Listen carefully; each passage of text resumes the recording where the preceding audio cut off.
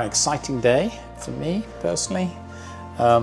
We have just finished an installation in my house, and this is one of the very first SolArk 18 kilowatt inverters, hybrid inverters, and we have installed it with this extremely impressive set of Renon Xtreme series batteries. As you can see, I have 4 batteries in each stack, and I have 2 stacks.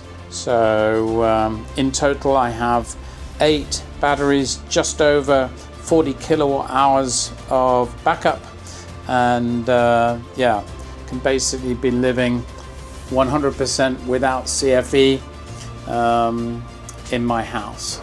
This means that should the power fail, we're fine. The reason I have a grid tie connection is basically I can produce more power than I'm using in the day.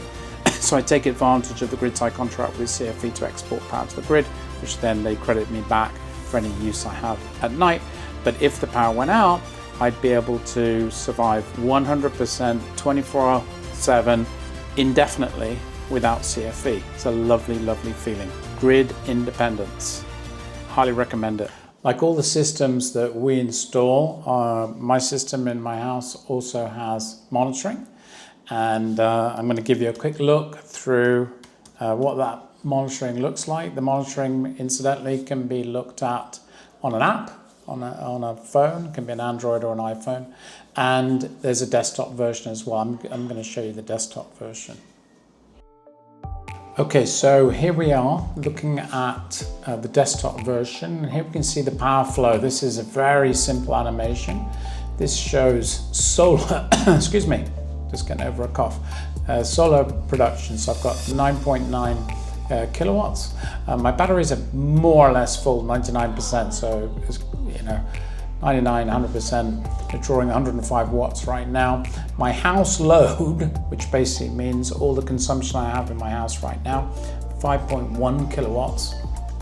And that means that I'm exporting 4.53 kilowatts to the grid, or 4,530 watts. Here's the general picture of what's happened today from the generation perspective. My panels have produced 54.3 kilowatts, of which we've consumed 26.4 and exported 26.5, and 1.4 kilowatts went into batteries.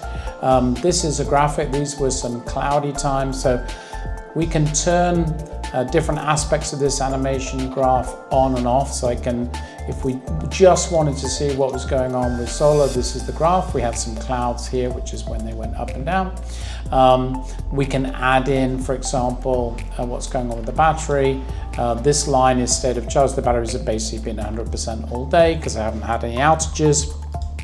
The grid, where it goes above the line, we're importing, and below the line we're exporting, and then this is the consumption that we've had in the house. So again, if I turn the other things off, it's easier to see, and my consumption goes up in the day because I run some offices out of my house as well, and we have the pool pump running and other things, and people are cooking, etc.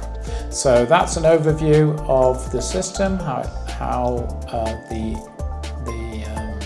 monitoring works. It's very, very nice, very simple to use.